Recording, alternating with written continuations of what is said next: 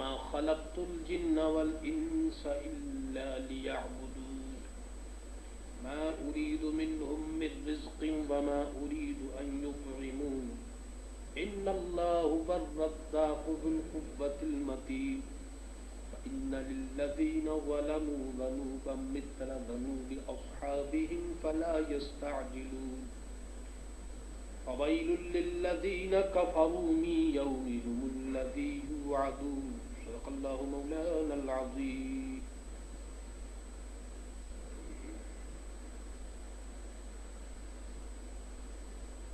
اللہ تبارک و تعالی نے ہمارے پیارے رسول حضرت محمد رسول اللہ صلی اللہ تعالی علیہ وسلم کو بشیر و نذیر بنا کر بھیجا. مسلمانوں کے لیے آپ اللہ کے یہاں سے اچھا نیوز اور خوشخبری لے کر آئے اور کافروں اور منافقوں اور بے دینوں کے لیے آپ خدا کا ڈر اور وعید لے کر دنیا میں تشریف لائے.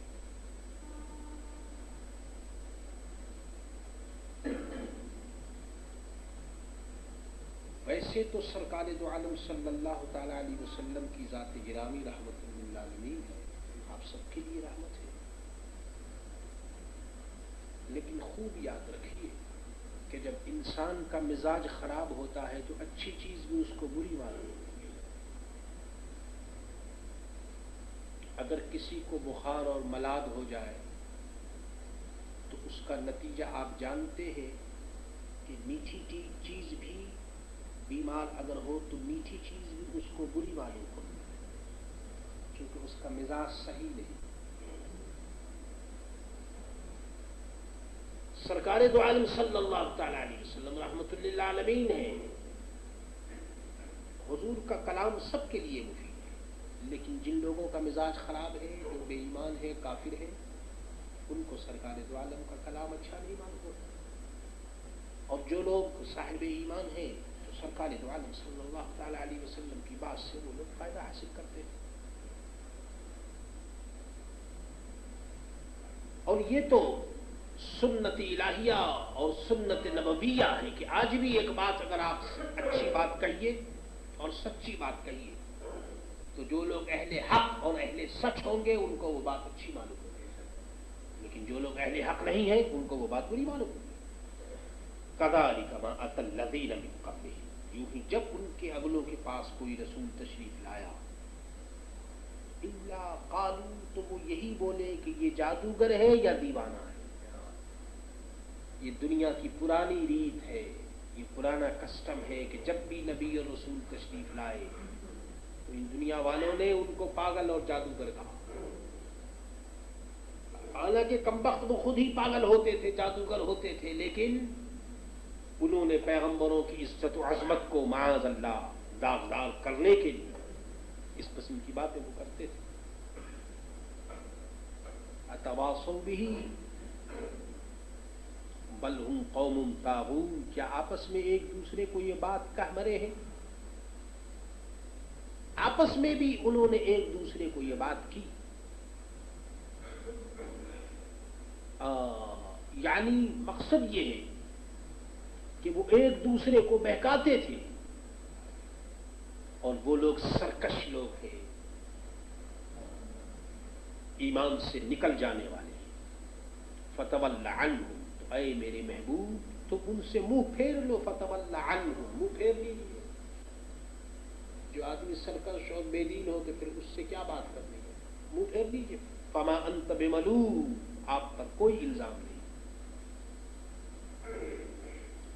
مقصد یہ ہے کہ ان کی بکواس کی پرواہ نہ کیجیے.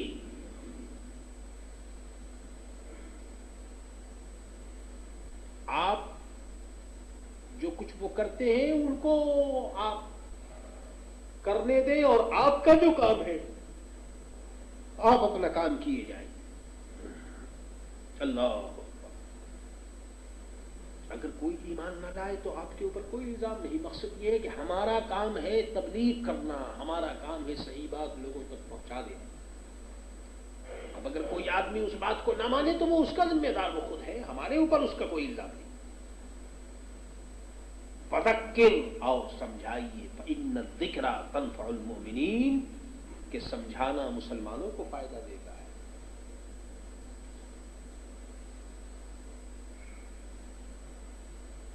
یعنی یہ بعض اور کی مجلسیں اور یہ نصیحت کی جو باتیں ہیں، یہ سب کچھ مسلمانوں کے لیے مفید ہے، مسلمانوں اور مومنوں کے لیے مفید ہے، اور باقی جن لوگوں کے دل ٹیڑھے ہیں ان کے لیے مفید نہیں، کوئی بات بھی کیے جائیے کچھ نہیں۔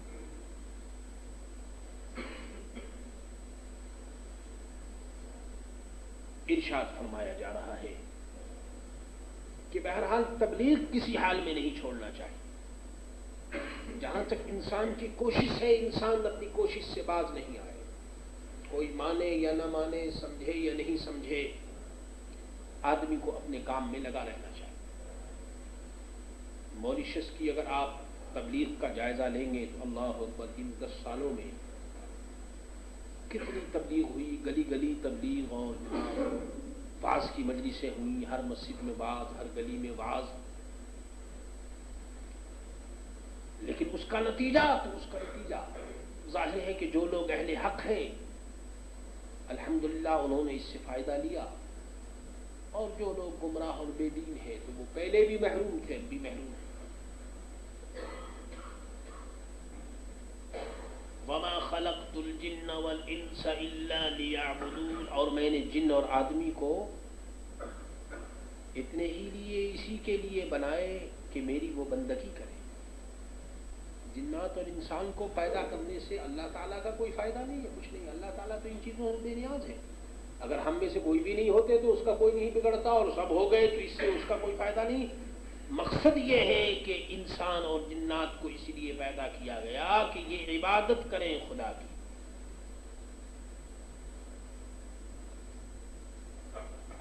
اب اس عبادت سے کس کا فائدہ؟ تو اس عبادت سے بھی ہمارا فائدہ ہے۔ اگر کوئی آدمی خدا کی عبادت نہ کرے تو اس سے خدا کا کچھ نہیں بگڑتا، اور سبھی آدمی اگر عبادت کرنا شروع کر دے تو اس سے خدا کا کوئی فائدہ نہیں، عبادت کرنے والوں کا فائدہ الا لیعبدون۔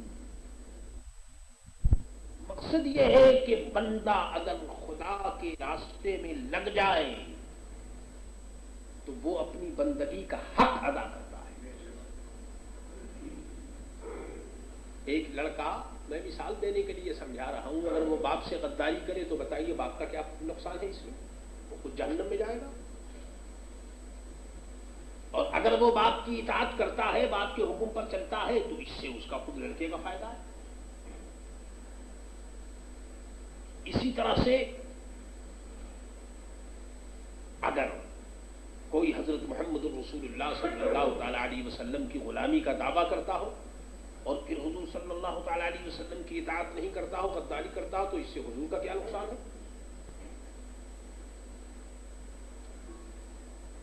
ایسے مواقع پر اس قسم کی بات لوگ کہہ دیا کرتے ہیں کہ جی فلاں آدمی جو ہے وہ بہت برا ہے، حالانکہ فلاں آدمی جو ہے فلاں بزرگ کا مرید ہے۔ تو بھائی وہ کسی بزرگ کا مرید ہو، لیکن اس سے وہ بزرگ کا کیا نقصان اور بزرگ کا کیا قصور؟ اگر کوئی مرید غداری کرتا ہے اور بے ایمان ہوتا ہے تو وہ کمبخت، اس کا مطلب یہ ہے کہ وہ اپنی ارادت میں قابل نہیں، وہ مرید نہیں، غلط ہے۔ آپ دیکھتے نہیں یہاں پر حضرت مولانا عبدالعلیم صاحب رحمۃ اللہ تعالیٰ علیہ تشریف لائے، ہزاروں آدمی مرید ہوئے، لیکن دیکھیے عرس ہوتا ہے تو 5 آدمی بھی نظر نہیں آتے، حضرت کا عرس ہوتا ہے تو 5-10 مرید بھی نظر نہیں آتے۔ تو کیا مطلب ہے اس کا؟ اس کا مطلب یہ ہے کہ وہ مرید ہونے والے وہ ناقص تھے، خلاص ارادت میں وہ کامل نہیں تھے، ناقص تھے۔ اور ہمیں دیکھیے، ہم بھی مرید ہیں اپنے پیر کے، الحمدللہ، دیکھ لیجیے صبح سے شام تک ان کا نام لیتے رہتے ہیں، جہاں بریلی شریف کا ذکر آ گیا تو دل باغ باغ ہو جاتا ہے۔ یہ میرا کمال نہیں ہے، یہ ہمارے بزرگوں کا کمال ہے کہ جنہوں نے ہمیں اپنی غلامی میں کامل کر دیا۔ اگر کوئی نہیں کامل ہو تو وہ جائے جہنم میں جائے، اس میں ہمارے بزرگوں کا کیا قصور ہے؟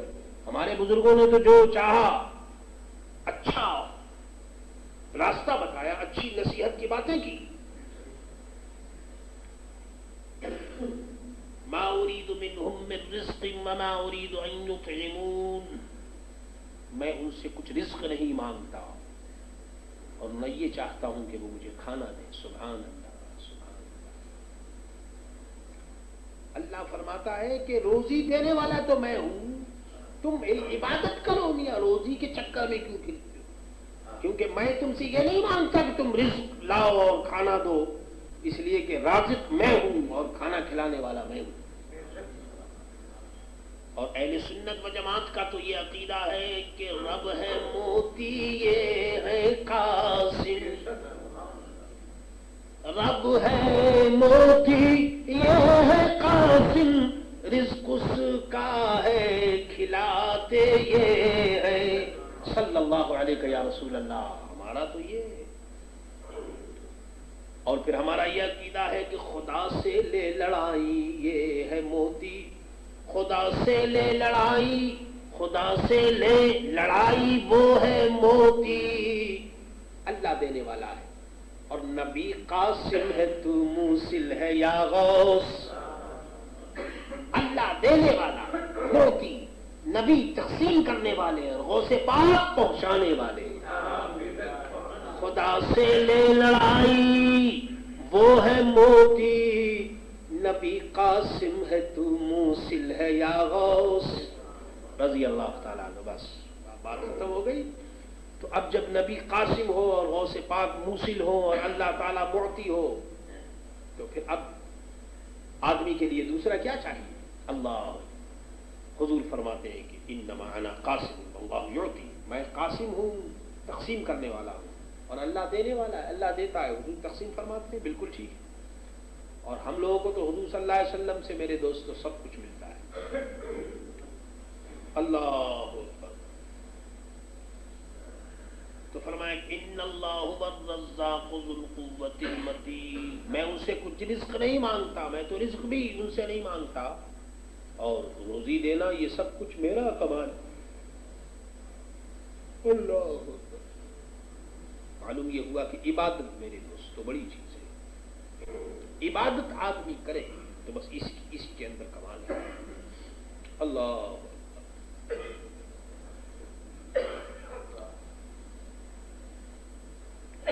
بے شک اللہ ہی بڑا رزق، ان اللہ هو الرزاق ذو القوة المتین، بے شک اللہ ہی بڑا رزق دینے والا ہے اور وہ قدرت والا ہے.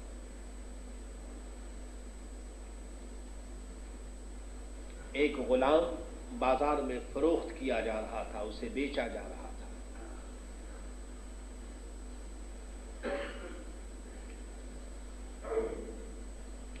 بیچنے والے نے کہا کہ بھائی یہ میرا غلام ہے، مگر اس غلام کے اندر ایک ویکنس ہے، ایک کمزوری ہے.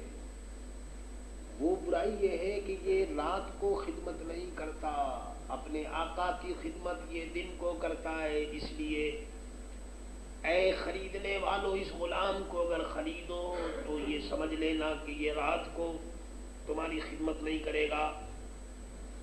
ایک آدمی آیا، اس نے بغداد کے بازار میں دیکھا کہ یہ کیسا غلام ہے، یہ رات کو خدمت نہیں کرتا.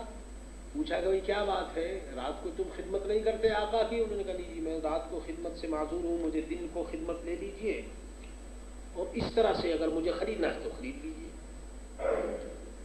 وہ کوئی منچلا آدمی تھا، بڑا باذوق آدمی تھا، بڑا انٹرسٹڈ آدمی تھا. اس نے بغداد کے بازار میں اس کو خریدا، اور خرید کر کے دن کو اس نے خوب خدمت کی، خوب. اور آقا جو تھا اس کو یہ فکر پیدا ہوئی کہ رات کو کیا کرتا ہے، دیکھیں تو صحیح کرتا کیا ہے. رات ہوئی تو دیکھا کہ وہ غلام گھر سے نکلا، ایک جنگل بیابان میں ایسی جگہ گیا نہ جہاں کوئی آدمی کوئی بھی نہیں. وہاں جا کر کے اور بالکل الگ تھلگ بیٹھ کر کے اس نے مصلی بچھایا. مصلی بچھا کر اپنے رب سے عرض کیا کہ اے اللہ تو مجھے معاف کر دے.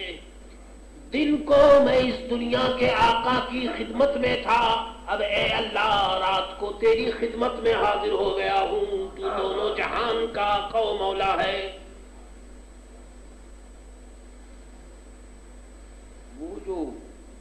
کر آیا تھا، اس نے جو یہ بات دیکھی تو ظاہر ہے عجیب بات تھی، وہ تو بڑا حیران، بڑا پریشان ہو گیا کہ اللہ اکبر، یہ تو ولی اللہ ہے، یہ شخص تو ولی اللہ، یہ غلام ولی اللہ معلوم ہوتا ہے۔ اس نے کہیں اس غلام کو دیکھا تو تھا ہی، اس نے کہیں ظاہر کر دیا اور یہ کہہ دیا کہ اے غلام، اے فلاں، میں نے تیری بات دیکھ لی، جا، تجھے دن کی خدمت سے بھی میں آزاد کرتا ہوں، میں نے تجھے بالکل ہی آزاد کر دیا۔ اس کا راز میرے دوستو ظاہر ہو گیا تھا۔ جب اس غلام نے یہ سمجھا کہ یہ میرا آقا، یہ مجھے دیکھ رہا ہے اور اس نے مجھے اب آزاد کر دیا، تو جانتے اس نے کیا کیا؟ اس نے روتے ہوئے اپنے ہاتھ اٹھائے اللہ کی بارگاہ میں اور عرض کیا کہ الہ العالمین، دنیا کے آقا نے تو مجھے اپنی خدمت سے آزاد کر دیا، الہ العالمین اب تو بھی مجھے آزاد کر دے۔ یہ کہہ کر کے نیت باندھی، 2 رکعت نفل کی اور جناب سجدے میں گیا تو روح پرواز کر چکی تھی۔ اللہ، یہ میرے دوستوں غلاموں کی بات میں بتا رہا ہوں، کسی مولوی کی، پیر کی، صوفی کی نہیں، عام آدمیوں کی بات بتا رہا ہوں۔ اللہ سبحان اللہ۔ تو معنی یہ ہوئے کہ آدمی رزق کی تلاش میں، رزق کے لیے تو سب گناہ آدمی سے ہوتے ہیں، لیکن رب فرماتا ہے کہ بھائی رازق تو میں ہوں، کھانا تو میں تمہیں دیتا ہوں، اور بے شک میں ہی رزق دینے والا ہوں اور میں ہی قدرت والا ہوں، تو تم مجھے چھوڑ کر کہاں جاتے ہو؟ اللہ اکبر۔ میرے دوستو یاد رکھو، اگر روزی ہماری طاقت کے اوپر اگر موقوف ہوتی تو کسی ماں کے پیٹ میں کسی بچے کو روزی نہیں ملتی۔ اگر ہماری طاقت کے اوپر روزی ہوتی تو ماں کے پیٹ میں بچے کو رزق نہیں ملتا، لیکن رزق میرے دوستو وہ ہماری طاقت میں نہیں ہے، وہ تو اللہ دیتا ہے۔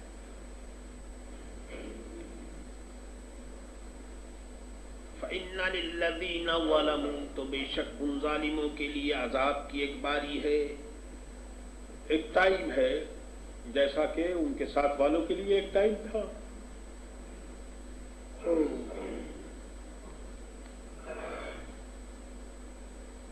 فَلَا يَسْتَعْجِلُونَ، تو مجھ سے جلدی نہ کریں، وہ جو کہتے ہیں کہ جلدی جلدی مت کرو، عذاب سے پہلے عذاب نہ مانگو۔ فَوَيْلٌ لِّلَّذِينَ كَفَرُوا مِن يَوْمِهِمُ الَّذِي يُوعَدُونَ، تو کافروں کی خرابی ہے ان کے اس دن سے جس کا وعدہ دیے جاتے ہیں، یعنی وہ دن آنے والا ہے، اس کا وعدہ تم کو دیا جاتا ہے، وہ خرابی ہے تمہارے لیے۔ اس آیت کے ساتھ ہی سورہ ذاریات ختم ہو گئی۔ اب بسم اللہ الرحمن الرحیم، وَالطُّورِ وَكِتَابٍ مَّسْطُورٍ فِي رَقٍّ مَّنشُورٍ وَالْبَيْتِ الْمَعْمُورِ۔ سورہ طور، طور کی قسم۔ طور یہ مصر اور مدین کے درمیان وادی سینا میں ایک پہاڑ ہے، اس پہاڑ کا نام ہے زبیر، اور یہ لقب طور موسیٰ علیہ السلام نے جب وہاں بات چیت کی تھی تو اس وجہ سے اس پہاڑ کا نام طور ہو گیا۔ میرے دوستو، ارے جس پتھر اور پہاڑ کو نبی سے نسبت ہو جائے وہ پہاڑ اور پتھر بھی عزت والا ہو جاتا ہے۔ تو یہ آدمی جو 3.5 ہاتھ کا ہے، اگر اس کو اگر نبی سے اگر محبت ہو جائے تو یہ کیا پتھر سے بھی کم ہے؟ ارے پہاڑ اور پتھر کو اگر نبی سے نسبت ہو جائے تو وہ بھی عزت والا ہو جاتا ہے۔ تو اگر انسان کو اگر نبی سے نسبت ہو جائے تو اس کا مرتبہ تو سبحان اللہ۔ خاک کے ذرے کو ہم دوشے سریا کر دیا، ایک عرب نے آدمی کا بول بالا کر دیا۔ ہم لوگ میرے دوستوں مارے پھرتے جانے کہاں جاتے ہیں؟ یہ تو پیارے نبی کا صدقہ ہے کہ مسجد کا راستہ ہم کو مل گیا ہے، اور دیکھیے ہزاروں آدمی بھٹکتے پھرتے ہیں، ان کو پتہ ہی نہیں کیا ہو رہا ہے۔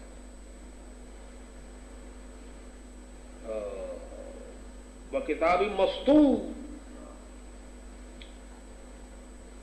कसम है तूर की और जबल उहद। मेरे दोस्तों, ये जन्नती पहाड़ है जबल उहद। हुजूर ने उहद के मुतालिक फरमाया, हाज़ा जबल उहदिन युहिब्बुना व नुहिब्बुहु। ये उहद का पहाड़ है, ये मुझसे मोहब्बत करता है, हम इससे मोहब्बत करते हैं। पहाड़ भी हुजूर से मोहब्बत करता है, पत्थर भी हुजूर से मोहब्बत करता है। तो जिस दिल में, मेरे दोस्तों, जिस आदमी के दिल में हुजूर की मोहब्बत ना हो, वो बिल्कुल वो पत्थर और कंकर और मिट्टी से भी बदतर है, क्योंकि पत्थर और मिट्टी और कंकर के दिल में भी हुजूर की मोहब्बत है सल्लल्लाहु तआला अलैहि वसल्लम। किताब मस्तूर, और कसम है इस लिखे हुए की, इस लिखे हुए की कसम है। इसलिए मेरे दोस्तों, जो चीज, जो नेकी की चीजें लिखी जाएं, वो भी अल्लाह को प्यारी हो जाती है। फी रफ्त मंशूर, जो खुले हुए दफ्तर में लिखा हुआ है। वल बैतुल मामूर, और बैत मामूर। बैत मामूर का मतलब ये कि आबाद घर, या इससे मुराद काबा है जहां हाजी नमाजी से हर वक्त आबाद रहता है, या वो बैतुल मामूर जो 7वें आसमान पर है। फरिश्तों का किबला, जिस तरह से आदमियों का किबला है काबा, और फरिश्तों का किबला बैतुल मामूर, बिल्कुल सामने है काबे के बैतुल मामूर। अल्लाह मामूर इसलिए कहते हैं कि वो उसमें हर वक्त कोई आबादी रहती है, हर वक्त उसमें अल्लाह का जिक्र है और इबादत होती रहती है। काबा की शान ये है मेरे दोस्तों कि 24 घंटे में 1 मिनट के लिए भी काबा जिक्रुल्लाह से खाली नहीं होता। हर वक्त, जिस वक्त भी जाइए आप, रात को, दिन को, हज के मौके पर तो होता ही है, हज के अलावा भी किसी वक्त चले जाइए, तो आप हज न भी हो तो फिर भी आप देखेंगे कि कोई ना कोई बंदा जरूर तवाफ करता होगा, कोई उधर से आ गया होगा, कोई उधर से। और हज जब खत्म हो जाता है तो वैसे ही आम दिनों के अंदर मेरे दोस्तों, वहां जो तवाफ करने वाले होते हैं तो उसमें तो बड़े बड़े वली अल्लाह होते हैं, क्योंकि हरम खाली मिलता है, लोग सोते रहते हैं मक्के वाले, औलिया अल्लाह, अब्दार, अख्तार, अगवास आते हैं तवाफ करने, कोई ना कोई तवाफ करता रहता है। सुभान अल्लाह, क्या शान है उस काबे की। अल्लाह 24 घंटे जनाब खुदा का कलाम पढ़ा जाता है, लब्बैक और अल्लाहुम्मा लब्बैक की सदाएं गूंजती रहती है। सुभान अल्लाह।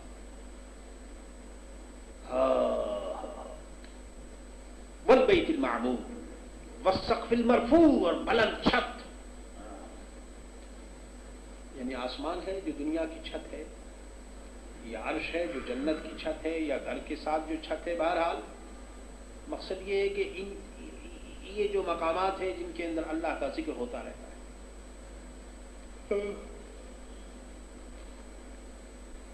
वल बहरिल मस्जूर, और सुलगाए हुए समंदर की कसम। अल्लाह, समंदर में आज पानी है, लेकिन मेरे दोस्तों क़यामत में इस पानी में आग लगा दी जाएगी। आज पानी है मगर क़यामत में पानी नहीं होगी, क़यामत में यह आग ही आग होगी समंदर के अंदर। और ये जो समंदर की आग होगी, ये दोज़ख की आग को और भड़काएगी। वल बहरिल मस्जूर, कसम है उस समंदर की जो आग से भरी हुई। मस्जूर, अल्लाह। इन्न अज़ाब रब्बिका लवाक़ि, बेशक तेरे रब का अज़ाब जरूर होना है।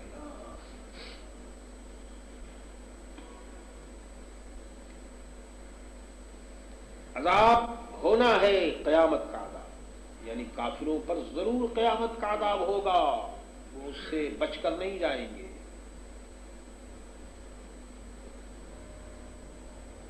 मा लहू मिन दाफ़िइ यौम तमूरु स्समाउ मौरन व तुसीरुल जिबालु सैरा, उससे कोई टालने वाला नहीं। खुदा के अज़ाब को कोई टाल नहीं सकता, वो तो आकर ही रहेगा। जिस दिन अज़ाब, जिस दिन आसमान हिलेंगे, अल्लाह, वो दिन ऐसा होगा कि आसमान जैसे चक्की चलती है, पहले चक्की की तरह घूमेंगे फिर फट जाएंगे। तो आज जो लोग कहते हैं कि आसमान घूमता है, उसका खुद दिमाग घूमता है, इसलिए कि आसमान नहीं घूमता, یوم تمور السماء مورا، جس دن آسمان پہلے وہ ہلیں گے اور اس کے بعد وہ پھر پھٹ جائیں گے۔ یہ سب دیکھیے قرآن عظیم نے تو تمام چیزیں بیان کر دی۔ اللہ، چاند تارے میرے دوست گردش میں، وَتُصِيرُ الْجِبَالُ سَيْرًا، اور پہاڑ میرے دوستو چلیں گے۔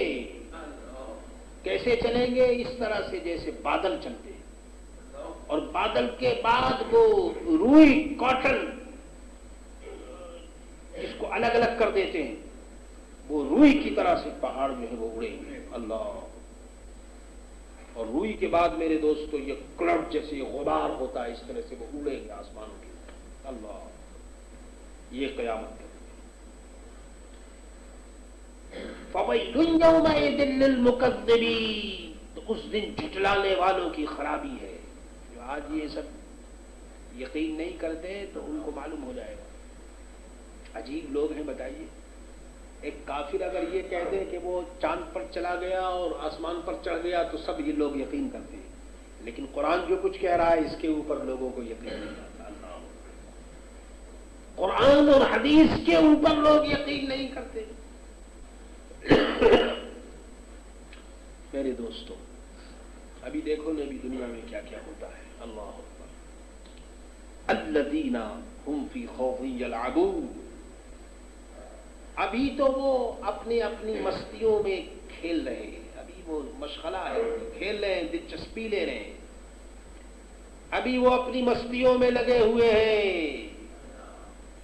میرے دوستو، ہر وہ چیز جو رب سے غافل کر دے اور رب کی یاد سے دور کر دے، اسی کا نام ہے کھیل۔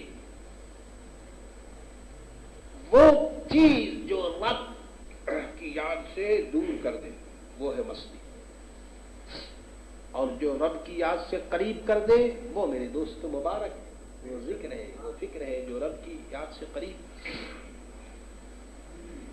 اس لیے بیٹا، بیٹی، بیوی، مکان، دکان، تجارت، روپیہ، پیسہ اور علم اور یہ سب چیزیں اگر یہ خدا کی یاد سے قریب کر دے تو میرے دوست بہت مبارک، اور اگر یہ خدا سے دور کر دے تو میرے دوستو یہ بڑی مصیبت ہے، بڑی زحمت ہے۔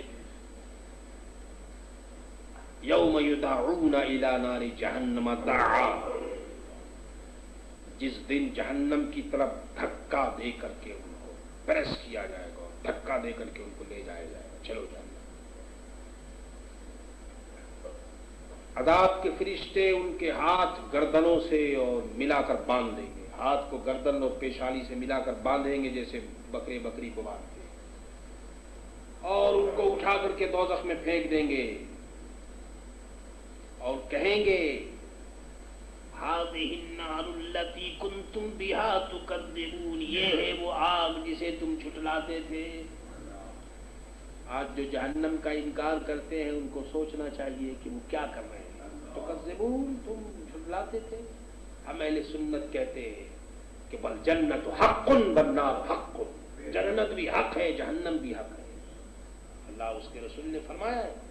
اور ہم یہ بھی عرض کرتے ہیں کہ ربنا آتنا فی الدنیا حسنۃ وفی الآخرۃ حسنۃ وقنا عذاب النار، یہ بھی کہتے ہیں۔ افسحر ھذا ام انتم لا تبصرون، تو کیا یہ جادو ہے یا تمہیں سوچتا نہیں یہ جادو ہے؟ وہ کہتے تھے کہ جی ہمیں جادو کر دیا گیا ہے، تو کہتے تھے دیکھو یہ جادو ہے، جہنم تم جادو کہا کرتے تھے۔ اصلوها فاصبروا او لا تصبروا سواء علیکم انما تجزون ما کنتم تعملون، اس میں جاؤ، اب چاہے تم صبر کرو یا نہ کرو تم کو جہنم میں جانا ہی ہوگا، اب تم پر ایک ہے، تمہیں اسی کا بدلہ ہے جو تم کرتے تھے، اب چھٹکارا نہیں، جاؤ۔ اللہ ان المتقین فی جنات ونعیم فاکہین بما آتاہم ربہم ووقاہم ربہم عذاب الجحیم، بے شک پرہیزگار باغوں میں اور چین میں اپنے رب کی دین پر خوش خوش ہیں، فاکہین بما آتاہم ربہم، اللہ کے نیک بندے متقی ہیں، پرہیزگار ہیں، جنت میں ہیں، اپنے رب کی دین پر وہ خوش ہیں، اور انہیں ان کے رب نے آگ کے عذاب سے بچا لیا، وَوَقَاهُمْ رَبُّهُمْ عَذَابَ الْجَحِيمِ۔ میرے دوستو، یہ سب کچھ اللہ تبارک و تعالیٰ کے فضل و کرم سے ہوگا۔ تو فرمایا جائے گا کلوا واشربوا ھنیئا بما کنتم تعملون، کھاؤ اور پیو مزے کے ساتھ، اور یہ تمہارے اعمال کا صلہ ہے۔ یہاں کوئی روک ٹوک نہیں، ہمیشہ کھاؤ، جس طرح سے کھاؤ، جو کچھ مرضی ہو کرو، یہ تمہارے اعمال کا واسطہ ہے اور بدلہ ہے جو اللہ تبارک و تعالیٰ نے تمہیں عطا فرمایا۔ عزیزوں اور دوستو، اللہ سے دعا کرو کہ اللہ تبارک و تعالیٰ اپنے نیک بندوں کے صدقے ہمیں یہ مبارک دن عطا فرمائے اور خاتمہ بالخیر فرماتے ہوئے عذاب نار سے اللہ تعالیٰ مسلمانوں کو بچائے۔ ربنا لا تزغ قلوبنا بعد إذ هديتنا وهب لنا من لدنك رحمة إنك أنت الوهاب۔ قال الله تبارك وتعالى في شان حبيبه إن الله وملائكته يصلون على النبي يا أيها الذين آمنوا صلوا عليه وسلموا تسليما۔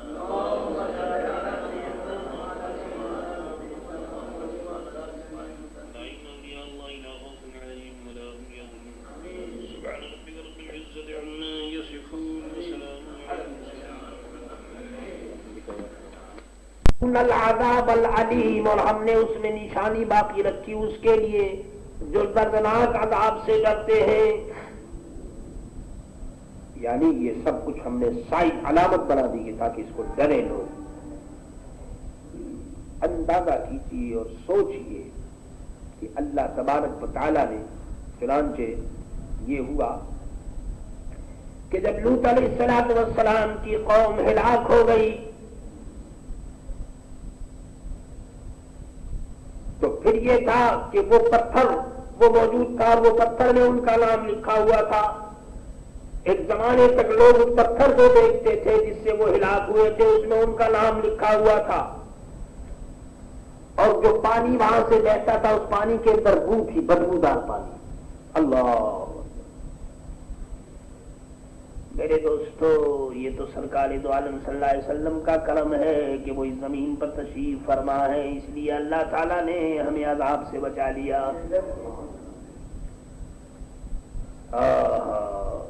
کہنے والے نے کہا کہ وہ ہر عالم کی رحمت ہے، کسی عالم میں رہ جاتے۔ سرکار دو عالم تو رحمت للعالمین ہے، وہ ہر عالم کی رحمت ہے، کسی عالم میں رہ جاتے۔ یہ ان کی مہربانی ہے کہ یہ عالم پسند آیا۔ زمین پر حضور صلی اللہ علیہ وسلم نے قیام فرمایا، زمین پر حضور تشریف فرما ہے۔ خاک طیبہ ہر دو عالم خوش ترست، خاک طیبہ از دو عالم خوش ترست۔ کہنے والے نے کہا ہے کہ مدینے کی مٹی دونوں عالم سے بہتر ہے۔ خاک طیبہ از دو عالم خوش ترست، اور آنخنک شہرے کے دروے دل برست۔ شاعر کہتا کہ وہ شہر بڑا ہی پیارا ہے جس شہر میں میرا محبوب رہتا ہے۔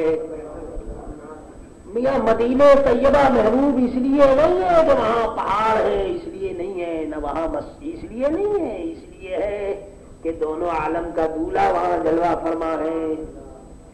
اگر حضور نہیں ہوتے تو بتاؤ مدینے کون جاتا؟ بتاؤ سرکار دو عالم صلی اللہ علیہ وسلم۔ اور بزرگوں کا تو یہ عشق ہے، اللہ اکبر۔ بزرگوں کا تو عالم یہ رہا میرے دوستو کہ وہ مکہ بھی اگر جاتے ہیں تو اس نیت سے جاتے ہیں کہ سرکار دو عالم کی بارگاہ میں حاضری ہوگی۔ اللہ اکبر۔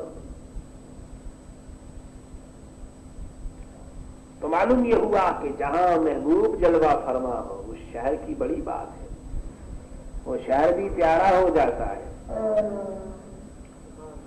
اور جہاں کوئی محبوب نہ ہو معاذ اللہ، اور کوئی مغضوب ہو، کوئی بے دین ہو، تو پھر اس شہر سے بھی نفرت۔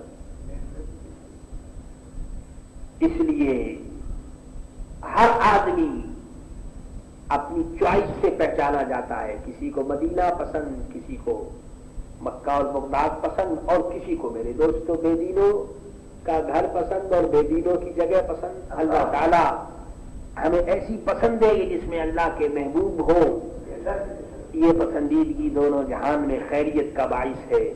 ربنا لا تزغ قلوبنا بعد إذ هديتنا وهب لنا من لدنك رحمة إنك أنت الوهاب۔ قال الله تبارك وتعالى في شأن حبيبه إن الله وملائكته يصلون على النبي يا أيها الذين آمنوا صلوا عليه وسلموا تسليما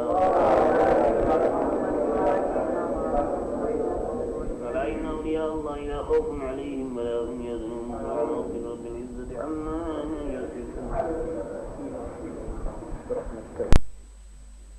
الحمد لله حمدا كثيرا طيبا مباركا فيه، هو الأول هو الآخر هو الظاهر هو الباطن وهو بكل شيء عليم. أعوذ بالله من الشيطان الرجيم. بسم الله الرحمن الرحيم. متكئين على سرر مصفوفة وزوجناهم بحور عين. والذين آمنوا واتبعتهم ذريتهم بإيمان ألحقنا بهم ذريتهم وما ألتناهم من عملهم من شيء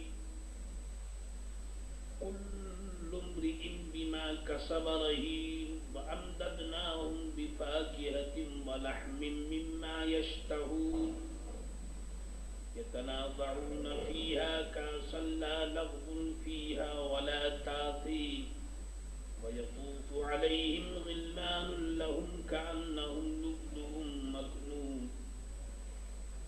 وأقبل بعضهم على بعض يتساءلون قالوا إنا كنا قبل في أهلنا مشفقين فمن الله علينا ووقانا عذاب السموم إنا كنا من قبل ندعوه إنه هو البر الرحيم.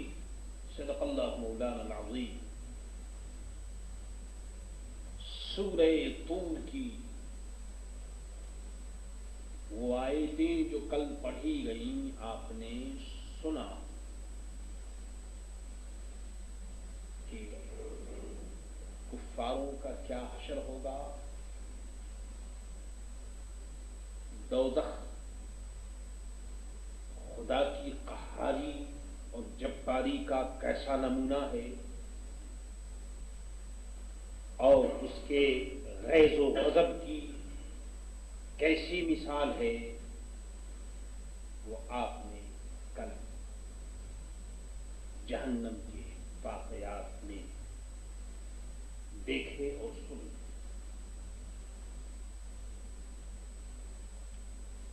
اور یہ بھی آپ کو معلوم ہے کہ یہ سب کچھ ان لوگوں کے لیے ہے جو مکذب ہیں، جھٹلانے والے، مذاق کرنے والے، دین کو جن لوگوں نے کھلونا سمجھ لیا، خدا کی خدائی کا انکار کیا، اس کی قدرت کو جھٹلایا، ان کے لیے وہ تمام عذاب ہیں جن کا بیان آپ برابر سن رہے ہیں.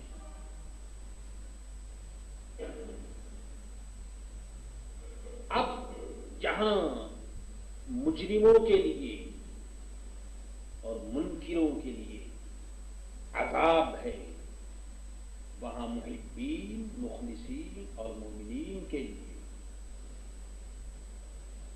ثواب، اجر، نعمت اور خدا کی رضا کا بھی مژدہ قرآن نے سنایا ہے. یہ جو جنت اور جنت کی نعمتیں ہیں اصل میں یہ نتیجہ ہے اللہ کی فضل و کرم کا. جنت کی نعمت اور جنت کی بہاریں آپ ان پر نہ جائیے بلکہ خدا کے فضل و کرم کو دیکھیے. خدا کا فضل و کرم ہو تو پھر سب کچھ ہے، اور اگر اس کا فضل و کرم نہ ہو معاذ اللہ تو پھر کچھ بھی نہیں ہے. فرمایا ان المتقین فی جنات و نعیم، بے شک پرہیزگار باغوں میں اور چین میں ہیں. یہاں پر پرہیزگار کی قید لگا دی گئی، ورنہ آپ سچ پوچھئے تو یہ پرہیزگاری بھی تو خدا کی توفیق کا نتیجہ ہے. پرہیزگار بھی تو آدمی خود بخود نہیں ہوتا، یہ بھی تو خدا بند تعالیٰ کسی پر اپنا فضل و کرم فرمائے اور کسی کو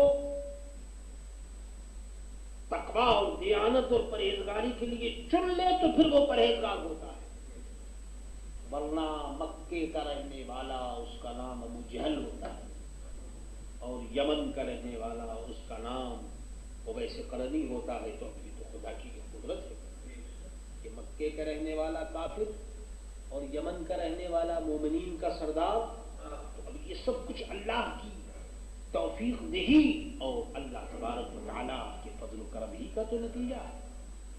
فاکہین بما آتاہم ربہم، اپنے رب کی دین پر وہ شاد ہوں گے، خوش ہوں گے. ووقاہم ربہم عذاب الجحیم، رب کی دین پر وہ خوش ہوں گے. ظاہر ہے کہ رب کی دین ہی ایسی ہے. رب کی جو نعمت ہوگی وہ ہمیشہ کی ہوگی، ہمیشہ رہنے والی ہوگی، اس میں کوئی فنا نہیں، وہ نعمت مٹنے والی نہیں. اور ہم جو دنیا کی نعمتوں پر خوش ہوتے ہیں تو یہ خوشی ہماری جھوٹی ہے، کیونکہ دنیا کی نعمتیں جو ہیں وہ تو ایک فریب ہیں، کیونکہ یہاں کی کوئی چیز رہنے والی نہیں. اور فرمایا کہ متقی ووقاہ، اور انہیں ان کے رب نے آگ کے عذاب سے بچا لیا. اللہ اکبر. میری دوستو، ایک بندے مومن کا یہ بڑا کمال ہے کہ وہ آگ سے بچ جائے اور اللہ اپنے فضل و کرم سے اسے آگ سے بچا لے. کلوا واشربوا ہنیئا بما کنتم تعملون، کھاؤ اور پیو خوشگواری سے، یہ تمہارے اچھے اعمال کا صلہ ہے. کوئی ریسٹرکشن، کسی قسم کی کوئی پابندی نہیں، ہمیشہ کھاؤ، ہر طرح کھاؤ، کوئی چیز نقصان نہ دے گی. اللہ اکبر. اور یہ سب کچھ اس لیے ہے کہ دنیا میں تم نے حرام سے اپنے ہاتھ کو روکا، اپنی زبان کو روکا، اپنی خواہش کو تم نے روکا. اب تمہارے لیے جنت کے اندر کسی قسم کی کوئی چیز حرام نہیں، سب چیزیں حلال ہیں، سب چیزیں جائز ہیں، جو چاہو کھاؤ. پھر وہاں کے کھانے میں کوئی نقصان کی بات نہیں، جتنا چاہو کھاؤ. یہاں تو میرے دوستو لمیٹڈ ہے، ہر کھانے میں ایک کوانٹیٹی ہے، اس سے زیادہ ہم کھا نہیں سکتے. کوئی آدمی دنیا بھر کی نعمتیں سامنے موجود ہے مگر کیا مجال ہے کہ وہ سب کھا لے؟ نہیں کھا سکتا. جتنا اس کی قسمت میں ہوگا، جتنا مقدر ہوگا وہی کھائے گا. بسا اوقات دیکھا گیا ہے کہ کروڑوں پتی میرے دوستوں ہیں، مال اور دولت کا انبار لگا ہوا ہے، مگر کھانے سے وہ محروم ہے، وہ کھا نہیں سکتے. تو اب یہ کھانا بھی تو اپنے بس کی بات نہیں. لیکن جنت میں یہ بات نہیں ہوگی. جنت میں ہنیم بما کنتم تعملون، کلوا واشربوا ہنیم، جو چاہو کھاؤ. نہ وہاں سردی کا خطرہ ہے، نہ وہاں گرمی کا کوئی خوف ہے، نہ کوئی وہاں بیماری اور نہ آدمی کا کوئی گمان. ان تمام چیزوں سے پاک ہے جنت. متکئین علی سرر مصفوفۃ، ان کی شان یہ ہوگی کہ وہ تختوں پر تکیا لگائے ہوئے. جی مصفوفہ، تکیا، تختوں پر تکیا لگائے ہوئے جو لائن کے ساتھ بچھے ہوئے ہوں گے. اللہ، یعنی مقصد یہ ہے کہ تکیا لگا ہوا ہوگا اور لائن کے ساتھ وہ تکیے کے اوپر ٹیک لگا کر کے بیٹھے ہوئے آرام کر رہے ہیں.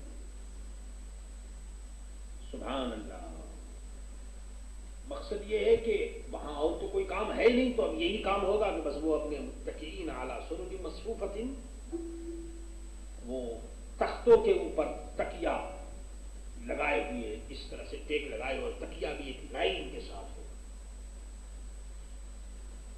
آپ نے اس قسم کا سین معلوم نہیں ماریشس میں دیکھا ہوگا یا نہیں، لیکن ہمارے یہاں جو اسٹیل سسٹم ہے اس کے اندر ایسے ہی ہوتا ہے کہ نیچے کارپیٹ بچھا ہوا ہوتا ہے، مخمل کارپیٹ، اور بڑے بڑے تکیے ہوتے ہیں چاروں طرف، اور انہی تکیوں کے اوپر لوگ ٹیک لگا کر کے بیٹھتے ہیں، اور یہ اونچی مجلسوں میں، بڑی بڑی محفلوں میں ایسا ہی ہوتا ہے۔ بڑے بڑے پیسے والے لوگ، ان کے یہاں اسی قسم کا رواج ہوتا ہے۔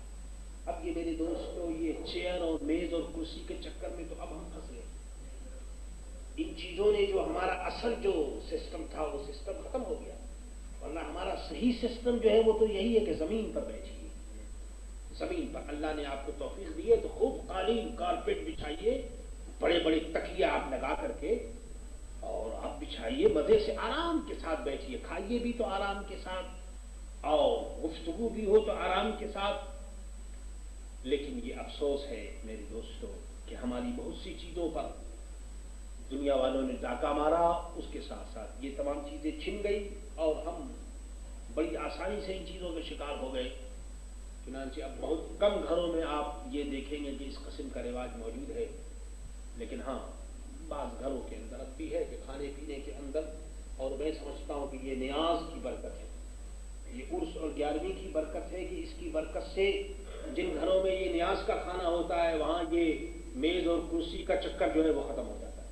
یہ بھی نیاز کی ایک برکت ہے، ورنہ دوسری مجلسوں میں، شادی بیاہ کی مجلسوں میں یا دوسری مجلسوں میں آپ دیکھیں گے کہ میز اور کرسی کے اوپر باقاعدہ انتظام کیا جاتا ہے، لیکن نیاز کی برکت سے جو عرس کی مجلس ہوتی ہے اس میں یہ اس قسم کا کوئی چکر نہیں ہوتا، آدمی ایک لائن سے بیٹھ گئے، اپنے آرام سے کھا لیا۔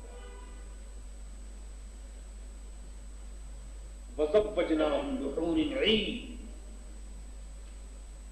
اور رب کریم یہ ارشاد فرماتا ہے کہ ہم نے انہیں بیاہ دیا، وَزَوَّجْنَاهُمْ، ہم نے ان کا نکاح کر دیا، وہ جو متقی اور جنتی ہوں گے، رب فرماتا ہے کہ ہم نے ان کا نکاح کر دیا، ہم نے ان کا بیاہ کر دیا، بحور عین، ایسی حوروں سے جن کی آنکھیں بڑی ہوں گی۔ اللہ اکبر، یہ گویا خدا کی قدرت ہے، خدا کی نعمت ہے۔ یاد رکھیے دنیا میں انسان کا نکاح غیر انسان سے نہیں ہو سکتا، انسان کا نکاح انسان ہی سے ہونا چاہیے۔ انسان کا نکاح کسی جنات سے نہیں ہو سکتا، کسی جانور سے نہیں ہو سکتا، جن سے یا پری سے یا ایسے لوگوں سے انسان کا نکاح نہیں ہو سکتا۔ دنیا میں شرط ہے جی، مگر جنت میں میرے دوستو غیر جنس سے نکاح ہوگا، کیونکہ حور کی جنس جو ہے وہ آدمی نہیں ہے۔ آدمی تو حضرت آدم علیہ السلام کی اولاد میں ہے، لیکن حور وغیرہ وہ آدمی نہیں ہے۔ لیکن یہ انسان کا نکاح جنت میں حوروں سے ہوگا۔ اللہ، اسی طریقے سے نکاح کے لیے یہ بھی شرط ہے کہ جس کا نکاح ہو رہا ہو اور جس لڑکی سے ہو رہا ہو تو یہ بھی دیکھنا چاہیے کہ دونوں کا مذہب بھی ایک ہو، دین بھی ایک ہونا چاہیے۔ لیکن بدقسمتی سے آج کل ہر چیز کو لوگ دیکھتے ہیں مگر دین کو کوئی بھی نہیں دیکھتا۔ سب سے پہلی نظر تو پیسے پر ہوتی ہے، پیسہ چاہیے، دین نہ ہو کوئی بات نہیں، پیسہ چاہیے۔ ماں کس قدر حماقت ہے، اللہ اکبر۔ حالانکہ سرکار دو عالم صلی اللہ تعالی علیہ وسلم نے 4 چیزیں بتائی ہیں شادی کے لیے۔ فرمایا کہ لڑکی میں 4 چیزیں ہونی چاہیے۔ پہلی چیز ارشاد فرمایا کہ حسب اور نسب اس کا اچھا ہو، خاندان اچھا ہو۔ ارشاد فرمایا کہ شکل و صورت کی بھی وہ اچھی ہو۔ نمبر 3 ارشاد فرمایا کہ اگر مال ہو اس کے پاس، جائیداد والی ہو، اور کھاتے پیتے گھرانے کی ہو۔ اور چوتھی چیز بتایا دین۔ اس میں حضور نے فرمایا فَاظْفِرْ بِذَاتِ الدِّینِ، فرمایا کہ اے سننے والے، اگر تجھے دین والی کہیں مل جائے تو سب کو چھوڑ دے اور دین والی کو قبول کر۔ فَاظْفِرْ بِذَاتِ الدِّینِ، یہ حدیث کے الفاظ، لیکن معاملہ بالکل الٹا ہو گیا میرے دوست. تو دین کو تو کوئی بھی نہیں دیکھا. اللہ اکبر. شادی بیاہ کا جو معیار ہے وہ بالکل غلط ہو کر رہ گیا ہے. معاذ اللہ. اس کا نتیجہ آپ دیکھ رہے ہیں. پھر اس کا نتیجہ کیا ہے؟ اس کا نتیجہ یہ ہے کہ چونکہ دین نہیں دیکھتے، نہ لڑکوں میں دیکھتے نہ لڑکیوں میں دیکھتے ہیں، تو اس لیے آئندہ جو اولاد ہوتی ہے وہ بے دین ہے. جیسا بوگ ہے ویسے ہی ملے گا نا. جو لڑکا نماز نہ پڑھے، جی، جو لڑکا کبھی مسجد میں آئے نہیں، کبھی قرآن کی تلاوت کا اس کو شرف حاصل نہ ہو، تو وہ کیا جانے لگے.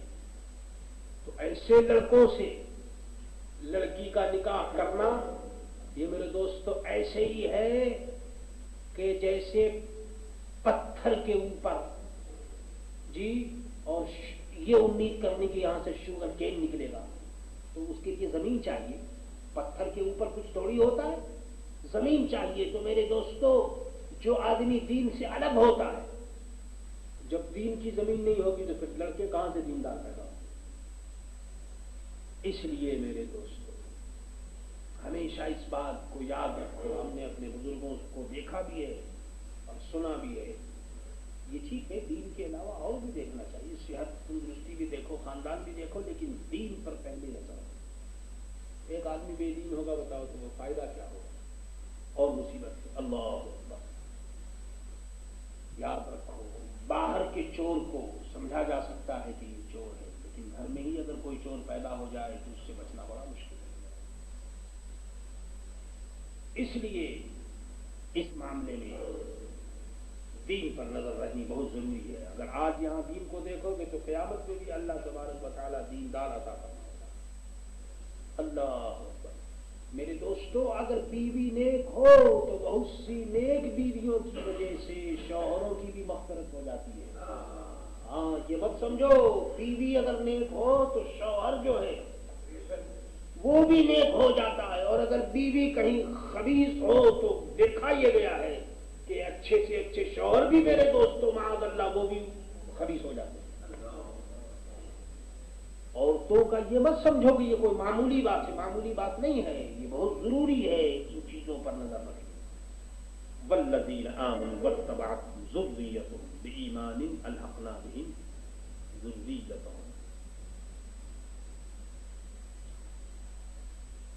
اور جو ایمان لائے اور ان کی اولاد نے ایمان کے ساتھ ان کی پیروی کی. سنیے، جو لوگ ایمان لائے اور ان کی اولاد نے ایمان کے ساتھ ان کی پیروی کی تو ہم نے ان کی اولاد ان سے ملا دیا. الحقنا بہم ذریتہم. یعنی اگر مومنوں کی اولاد مومن ہو تو ہم اولاد کو جنت میں اس کے ماں باپ کے ساتھ رکھیں گے، علیحدہ نہیں کریں گے. اور یاد رکھو اگر مومن کی اولاد اگر معاذ اللہ کافر ہوئی تو وہ اپنے ماں باپ کے ساتھ نہیں رہے گی. معلوم ہوا کہ ماں باپ کے وسیلے سے اولاد کے درجے بلند ہوتے ہیں. جی، سرکار دو عالم صلی اللہ علیہ وسلم کی جو اولاد ہے، اگرچہ حضور صلی اللہ علیہ وسلم کی اولاد نبی نہیں مگر سرکار دو عالم کے ساتھ حضور کی اولاد جنت میں ہوگی. تو میرے دوستوں کی یہ سب نہایت ضروری ہے. اللہ فرمایا کہ ہم الحقنا بہم ذریتہم، ہم نے ان کی اولاد ان سے ملا دی. اسی طرح سے یہاں تو قرآن عظیم میں اولاد کا واقعہ ہے. اسی طرح سے سمجھ لیجیے کہ جو آدمی جس سے محبت کرتا ہے، حضور نے پہلے فرما دیا اگر کسی گنہگار آدمی کو نیک آدمی سے محبت ہو تو انشاءاللہ اللہ کے فضل و کرم سے وہ گنہگار بھی اس نیک آدمی کے ساتھ انشاءاللہ اس کا اجر ہوگا، اس کی محبت اور اس کی نیت کی وجہ سے. اور محبت اور نیت کی وجہ سے جب یہ اجر ہے تو اگر آدمی عمل کرے تو کتنی اچھی بات ہے. وَمَا أَلَتْنَاهُمْ مِنْ عَمَلِهِمْ مِنْ شَيْءٍ، اور ان کے عمل میں انہیں کچھ کمی نہ دی. اللہ، یعنی اعلیٰ ادنا جنتیوں کو ملانے کے لیے عمل میں کوئی کمی نہیں ہوگی. ادنا کو اعلیٰ کر دیا جائے گا اور اعلیٰ کے عمل میں کوئی کمی نہیں ہوگی. اللہ کی کس چیز کی کمی ہے؟ کل امرئ بما کسب رہین، سب آدمی اپنے کیے میں گرفتار ہیں، سب آدمی اپنے کیے میں گرفتار ہیں۔ مقصد یہ ہے کہ اے انسانوں اپنا اپنا معاملہ دیکھو، اولاد کی وجہ سے اور لوگوں کی وجہ سے اپنی عاقبت کو مت خراب کرو۔ کل امرئ بما کسب رہین، اللہ اکبر۔ اس لیے آدمی کو چاہیے کہ اپنے اعمال میں آدمی اپنے معاملات میں بالکل مضبوط ہو۔ وَأَمْدَدْنَاهُمْ بِفَاكِهَةٍ وَلَحْمٍ مِّمَّا يَشْتَهُونَ، اور ہم نے ان کی مدد فرمائی میوے اور گوشت سے جو چاہیں۔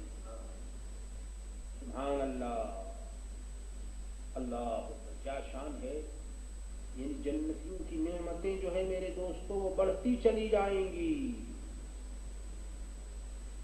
وہاں کسی قسم کی کوئی کمی نہیں ہوگی، میوہ اور گوشت ہر قسم کا ہوگا، جو چاہیں کھائیں۔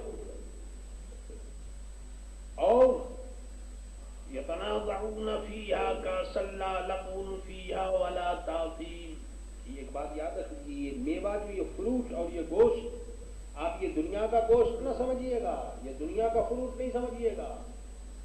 جنت کی جو چیز ہے وہ بے مثال ہے، اس کو نہ کسی نے دیکھا، نہ کسی نے سنا، نہ کسی کے خیال میں بھی وہ آ سکتا۔ یہ تو قرآن نے سمجھانے کے لیے کہہ دیا فاکہہ اور لحم، لیکن وہ لحم گوشت کیسا ہوگا اور فاکہہ کیسا ہوگا اللہ جانے اور اس کا رسول جانے، صلی اللہ تعالی علیہ وسلم۔ یتنازعون فیہا کأسا لا لغو فیہا ولا تأثیم، ایک دوسرے سے لیتے ہیں وہ جام، پینے کا جو پیالہ ہوتا ہے، جو کپ ہوتا ہے، وہ ایک دوسرے سے وہ جام لیں گے، لیکن وہ جام اس طرح سے نہیں معاذ اللہ جیسے دنیا میں لوگ یہ پیتے ہیں معاذ اللہ۔ قرآن کہتا ہے کہ لا لغو فیہا، اس کے اندر بےہودگی بھی نہیں ہوگی اور گناہ بھی نہیں ہوگا، سبحان اللہ۔ یعنی جنت میں مسلمانوں میں گناہ کرنے کی قدرت ہی نہیں رہے گی، کیونکہ گناہ تو اصل میں یہ نفس امارہ کراتا ہے جی، اور جنت میں میرے دوستو جب مومن جائے گا تو یہ نفس امارہ ختم ہو چکا ہوگا، وہاں نفس امارہ ہوگا ہی نہیں۔ اس لیے اور یہ عجیب بات ہے کہ شراب وہاں بھی ہوگی، شراب وہاں پیئیں گے جنت میں، لیکن میرے دوستوں وہ شراب کیسی ہوگی؟ سبحان اللہ، ایسی ہوگی کہ اس کے اندر نہ نشا ہوگا، نہ بدبو ہوگی، کچھ بھی نہیں، بلکہ اس کے اندر ایک خوشی ہوگی، ایک سرور ہوگا، اور اس کی خوشبو ایسی بے مثال ہوگی کہ میرے دوستوں اس کو لفظوں میں بیان ہی نہیں کیا جا سکتا۔ اور یہ جو ہے یہ تو کمبخت یہاں کی جو دنیا کی جو شراب ہے یہ تو حرام مطلق ہے، معاذ اللہ، اس کے اندر تو کتنا ہے فساد ہے۔ یہ آدمی شراب پیتا ہے تو نشہ ہوتا ہے، عقل انسان کی ختم ہو جاتی ہے، اور وہاں جنت کی جو شراب ہوگی اس کے اندر میرے دوست عقل کیا، الحمدللہ وہ تو سلامتی رہے گی، بلکہ اس کے ساتھ ساتھ سرور کے اندر اضافہ ہوگا، خوشی کے اندر اضافہ ہوگا۔ اور سنیے وَيَطُوفُ عَلَيْهِمْ غِلْمَانٌ لَهُمْ كَأَنَّهُمْ لُؤْلُؤٌ مَكْنُونٌ، اور ان کے جو خادم ہوں گے لڑکے، یہ غلمان لڑکے جو ان کی خدمت کرنے والے ہوں گے جنتیوں کے، وہ آگے پیچھے ان کے پھریں گے، جیسے ہمارے یہاں سروینٹ ہوتے ہیں، کام کرنے والے ہوتے ہیں، ویسی جنت میں وہ لڑکے جو ہوں گے وہ غلمان وہ آگے پیچھے کیا پھریں گے، اللہ آگے پیچھے پھریں گے۔ یہ لڑکے جو ہے وہ جنتیوں کے نہ اپنے بیٹے ہوں گے نہ دنیا کے خدمت گار، بلکہ یہ بھی ایک مخلوق ہے جو اللہ تعالیٰ نے ان کے لیے پیدا کی ہے، جو جنت کی اہل جنت کی خدمت کے لیے اللہ تعالیٰ نے غلمان پیدا کیے، سبحان اللہ۔ اور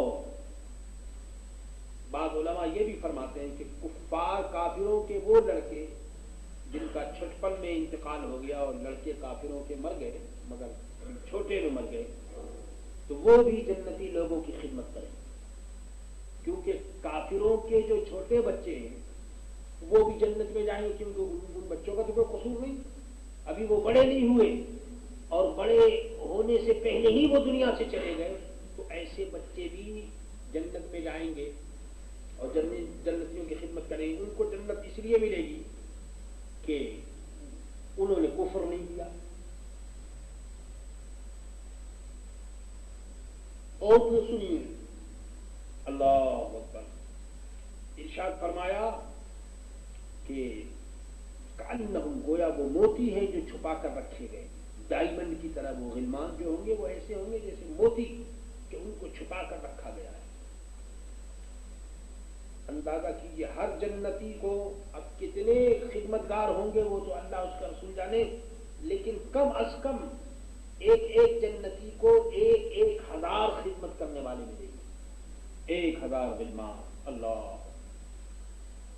سبحان اللہ۔ اور پھر ایک دوسرے سے وہ پوچھیں گے، جن کی خدمت کریں گے وہ پوچھیں گے بتاؤ تم نے دنیا میں کیا نہیں کیا، بتاؤ تم نے دنیا میں کیا کیا جو تم کو آج یہ جنت ملی ہے، اور 1000 2000 اور 5000 خدمت کرنے والے ہیں۔ اس لیے میرے دوستو آپ نے سنا ہوگا کہ اس وقت جنتی جنت میں افسوس کرے گا، افسوس دنیا میں میرا جو تھوڑا سا وقت بیکار چلا گیا وہ کیوں بیکار گیا، اگر اس وقت بھی میں نیکی کر لیتا تو کتنا اچھا تھا۔ اس لیے نیکی کے کام میں دیر نہیں کرنا چاہیے، آج کرتے ہیں کل کرتے ہیں پرسوں کرتے ہیں، یہ سب شیطانی بات ہے۔ آج کل پرسوں کا کیا مطلب ہے، جو کچھ ہو سکے کرو، خوب ڈٹ کر کرو۔ اللہ اقبل بعضهم على بعض يتساءلون، اور ان میں ایک نے دوسرے کی طرف منہ کیا پوچھتے ہوئے، وہ ایک دوسرے سے پوچھیں گے کو بھائی کیا ہو رہا ہے، دنیا میں کیا کرتے تھے، تم کہاں رہتے تھے، تم نے کیا کیا دنیا کے اندر، کیا نیکیاں کی تم نے، یہ سب آپس میں ایک دوسرے سے باتیں کریں گے۔ قالوا انا كنا قبل في اهلنا مشفقين، بولے بے شک ہم اس سے پہلے اپنے گھروں میں سہمے ہوئے تھے۔ وہ کہیں گے بھائی اس سے پہلے جو ہم تھے اپنے گھروں کے اندر وہ ڈرے ہوئے۔ اللہ خوف الہی کی وجہ سے ہم ڈرتے تھے، مطلب کہ نیکی بھی کرتے تھے مگر اللہ سے ہم ڈرتے تھے۔ فمن اللہ علینا، تو اللہ نے ہم پر احسان کیا، ووقانا عذاب السموم، اور ہمیں لو کے عذاب سے اللہ نے بچا لیا۔ اللہ مقصد یہ ہے کہ ہمیں اپنی عبادت پر فخر نہیں بلکہ رب کی رحمت کا شکر ہے۔ اس لیے اللہ کے نیک بندے جتنی عبادت کرتے ہیں اتنے ہی زیادہ ان کے دل میں خدا کا خوف پیدا ہوتا ہے۔ اِنَّا كُنَّا مِن قَبْلُ نَدْعُوهُ، بے شک ہم نے اپنی پہلی زندگی میں اس کی عبادت کی تھی۔ إِنَّهُ هُوَ الْبَرُّ الرَّحِيمُ، بے شک وہی احسان فرمانے والا مہربان ہے۔ فَذَكِّرْ فَمَا أَنْتَ بِنِعْمَةِ رَبِّكَ بِكَاهِنٍ وَلَا مَجْنُونٍ، تو اے محبوب تم نصیحت فرماؤ، تم اپنے رب کے فضل سے نہ کاہن ہو نہ مجنون ہو، آپ اپنا کام کیے جائیے۔ اور یہ لوگ جو بکواس کرتے ہیں تو ان کے بکواس سے آپ پریشان نہ ہوں، آپ اپنا کام کیے جائیے۔ یہ جو بکواس کرتے ہیں تو ان کا خمیازہ انہیں بھگتنا ہوگا اور یہ خود اپنی مصیبت مول لیں گے۔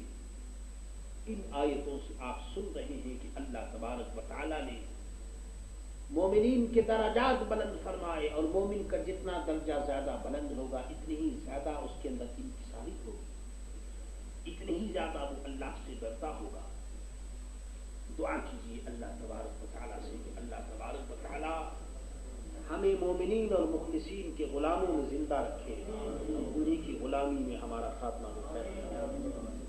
ربنا لا تزغ قلوبنا بعد إذ هديتنا وهب لنا من لدنك